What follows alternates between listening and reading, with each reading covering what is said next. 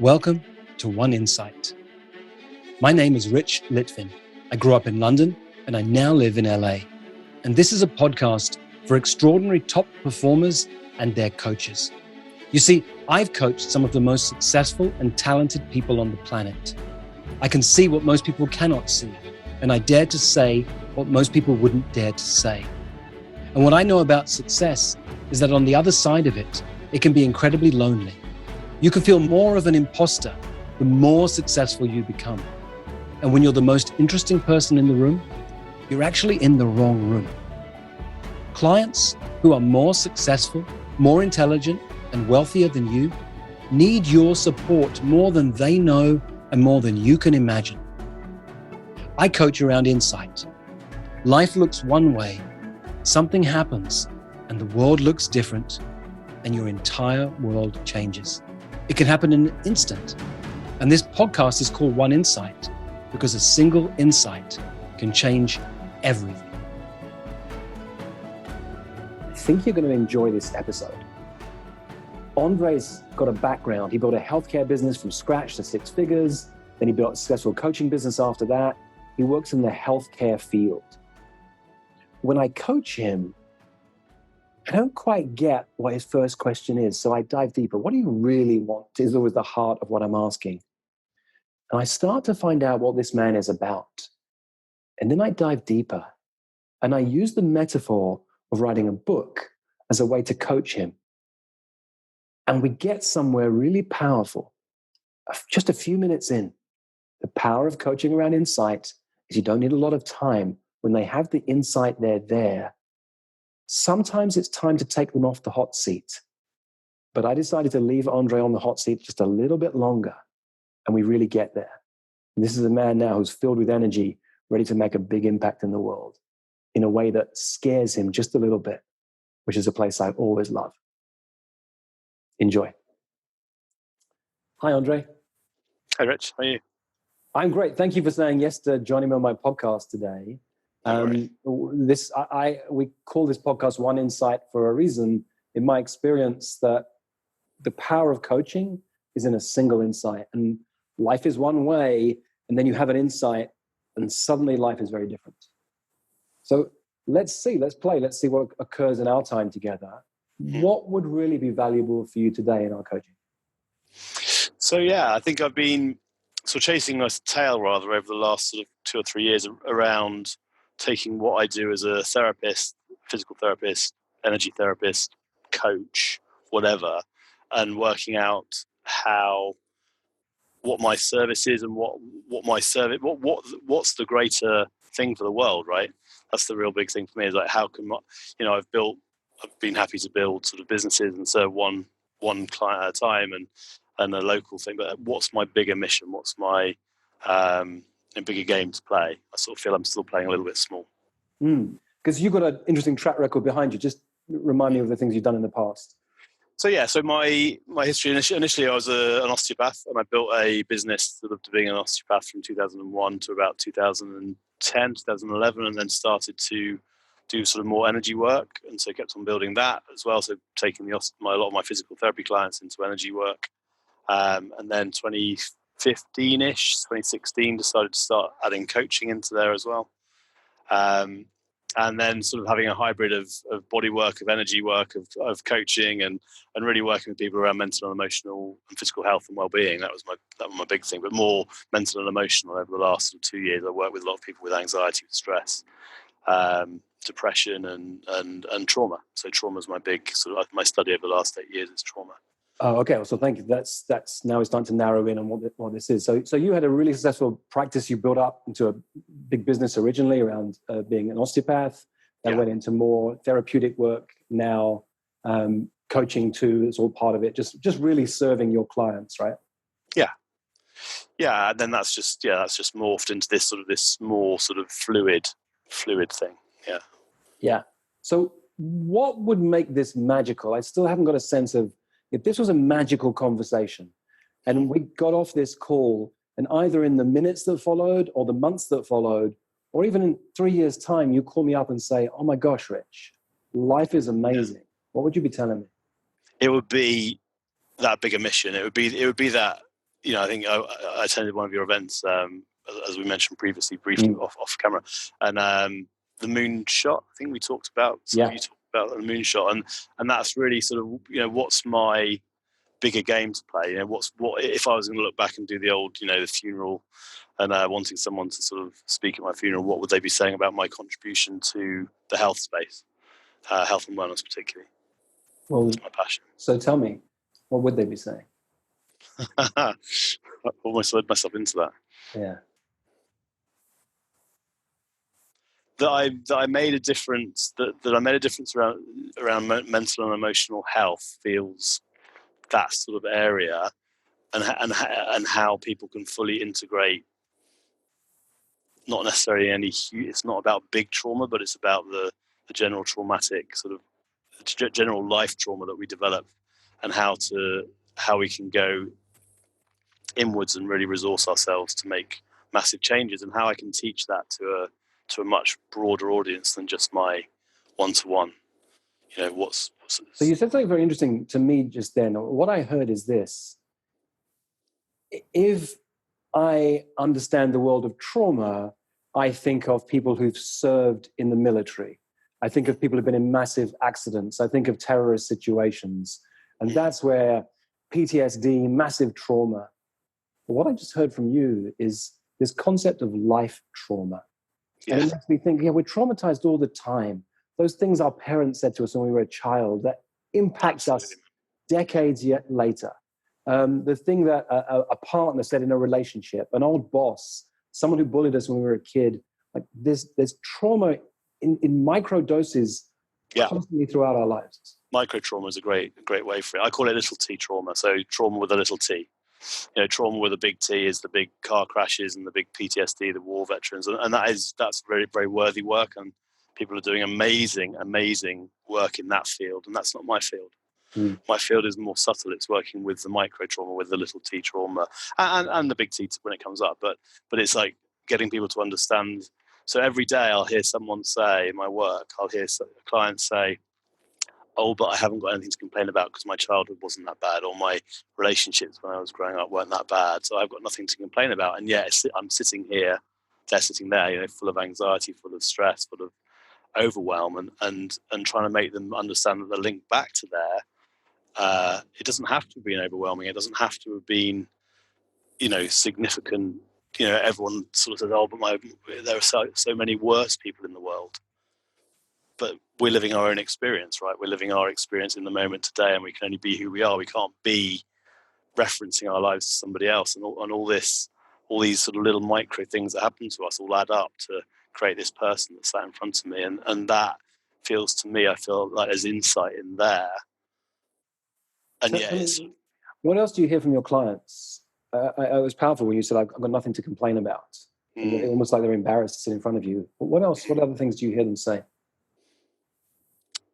That they really should be able to get them their own way. They should be able to find their own way out of it. They've got nothing to complain about. Their childhood was good. Their life has not really had any major sort of issues, and they should be able to find their way out on their own. They shouldn't need other people's support. And yet they get stuck. Particularly men, maybe more than women to a point, partly, but it's still for both. It relates to something that's very been present for me for a long time. I don't need help. I did a speech on this idea of I don't need help. Absolutely, and that's it. It's like my life is not. I think there's almost a guilt. We look around the world and we see, the news bombards us all the time. And why should we complain about our lives? And then when we look at that, we feel guilty for asking for help because we think, oh well, what have I got to complain about? Why should I? I've got to get on with this myself and work it out because there are so much other suffering around the world. How can I be so selfish as to say that my lack of connection with my mother has caused me to be, difficult in relationships or whatever? I love the idea, Andre, of I've supported so many clients who are writing a book right now. For me, the purpose of writing a book is not a book as a place to get to, as in how many copies can I sell? Will I be an Amazon bestseller? Can I get on the New York Times bestseller list? I'm less interested in that than what's the book you need to write. And it's the book that speaks to your clients, this language that they're saying, so that they feel this when they pick it up. Like, oh my God, this man is speaking to me. These are the voices in my head.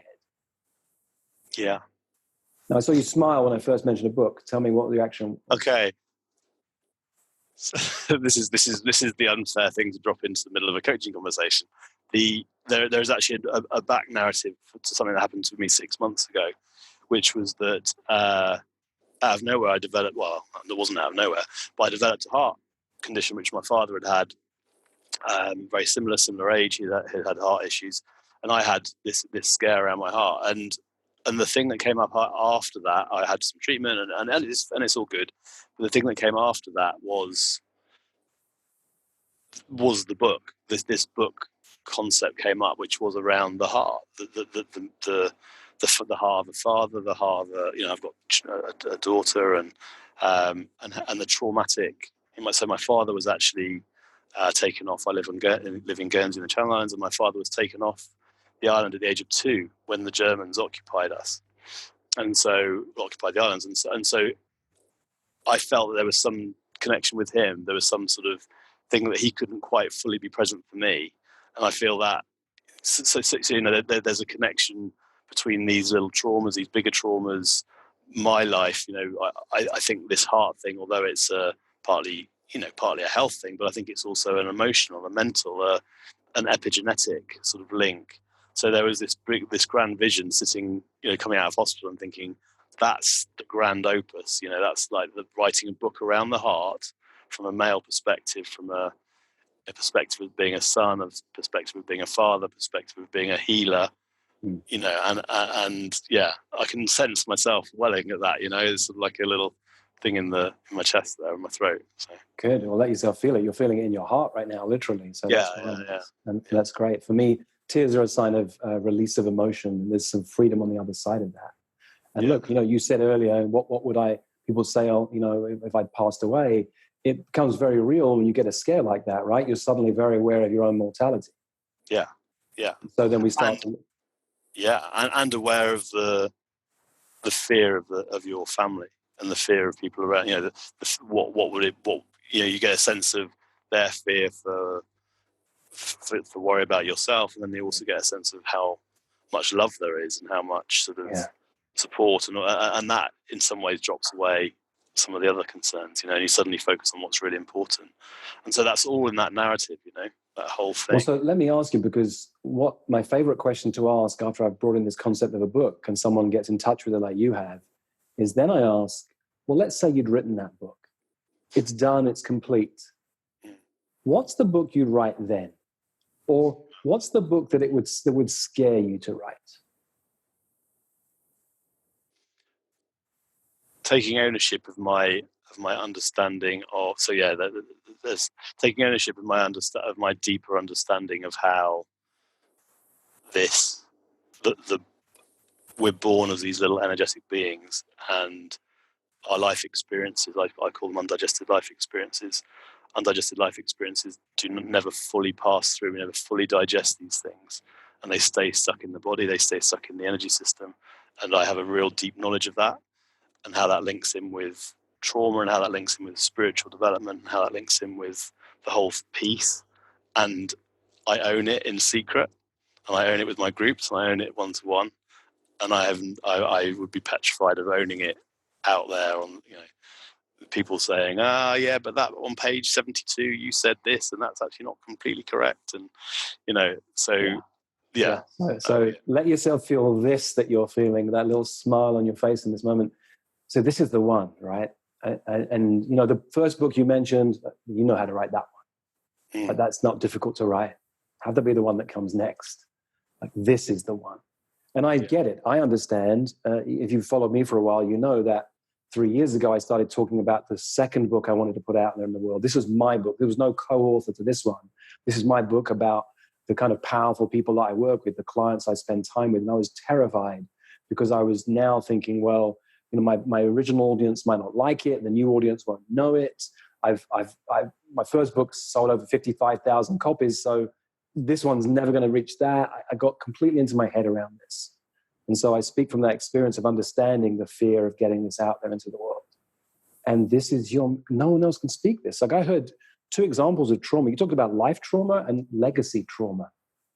Yeah. This trauma that stretches back through generations, right? I remember my wife, she has a master's in spiritual psychology, had to create a family tree as part of her project and not just track back the members of her family, but the trauma in her family, the mindsets in her family. You can track this back for generations. Yeah, absolutely. Yeah, absolutely. Yeah, that's part of the work I do. Yeah. Yeah. So I had this vision of a book. Sometimes a title pops for me. And initially I was thinking this title of the word guilty on the front cover.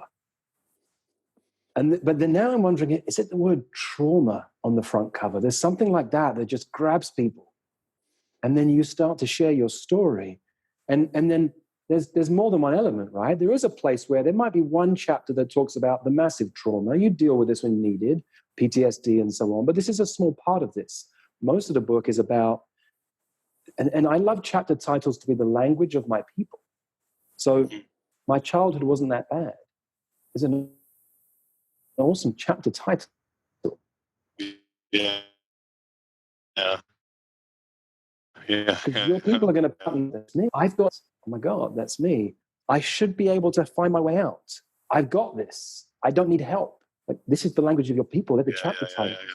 That's beautiful. Yeah, it really is. Yeah, and that does feel great, because that is, I'm still, the heart thing, I'm still hiding away slightly.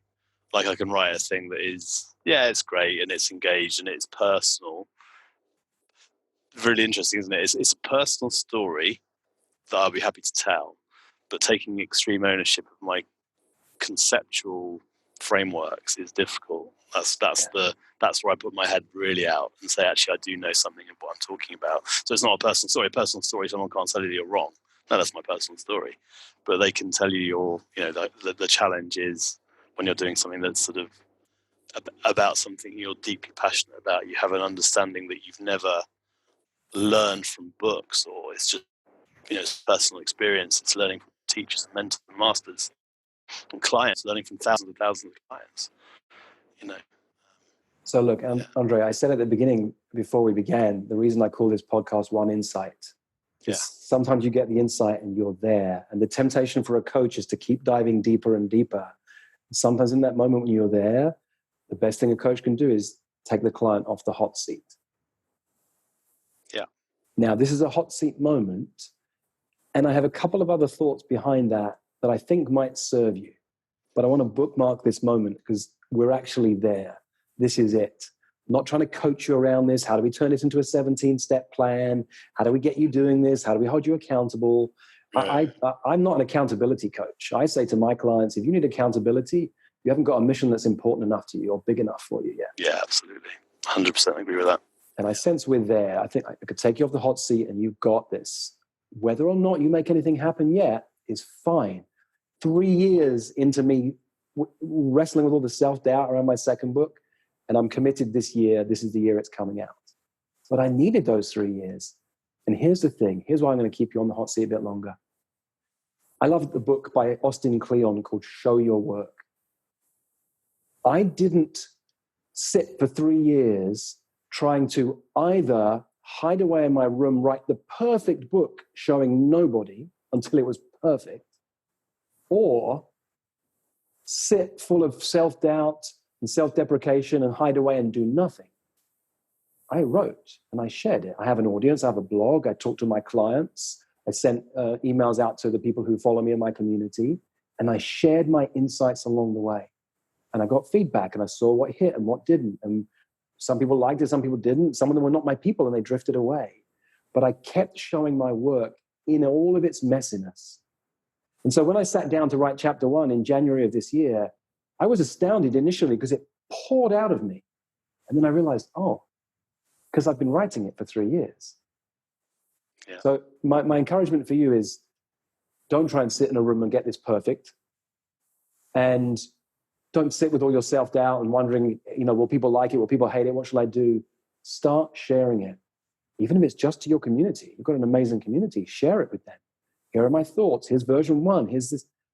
and see what happens along the way. Love it. Yeah. No, and it does, and it's what it is for me. It's combining it's finding my voice, because what I talk about and how I talk about it isn't conventional. I'm not coming from a conventional. I'm mixing science and chat. A casual way of taking science and trauma and spirituality and mixing them together. So it's finding that voice, and I think that's probably what I would not trust initially. I remember Will Self said, you got to get your first 100,000 words out of your brain, and I think... Yeah. I was lucky. I was told by a very successful blogger years ago when I first started blogging that almost every successful blogger he knew hated their first 50 posts and didn't find their voice until they'd written 100 posts. Yeah, and I smiled because it was like, oh, great, let me just get them out the way. If you look at the early videos, you can find them of me on YouTube. I was so nervous and insecure. And now people say, wow, you're so comfortable on camera. Well, because I practiced. And so let go of the need to edit as you write. Just write.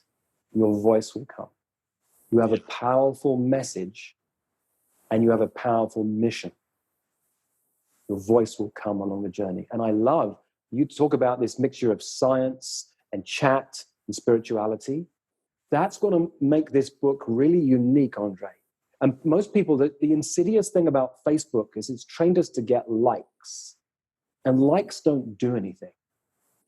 You want people who love you or people who can't stand you. Those people are gone. They're not your people. Yeah. And the ones who love you, the reason my community has grown by word of mouth is the people who are not into me just slip away. And the ones who love me follow me more and more and get more involved. That's what you want. I'm not the right taste for everybody, and I don't try to be. Now, I'm human, and there's a very human part that I want to touch on before we finish. Throughout human history, Andre, if you spoke up, if you spoke your truth, if you put your voice into the world, someone will probably try and fight you and might kill you. Your tribe might ostracize you, and then you would die. People misunderstand when we hear this phrase that people are more afraid of public speaking than of death. No, what that means is we actually believe that if we speak in public, we'll die. It's very human, innate in our system. Talk about a legacy trauma, right? Yeah. Most of human history, you spoke up, you died. Mm. This isn't a book that's likely to end in your death. It might, and I say this with my tongue in my cheek, but only slightly. In fact, I hope that some people don't like you because of this book. I hope you piss some people off because of this book.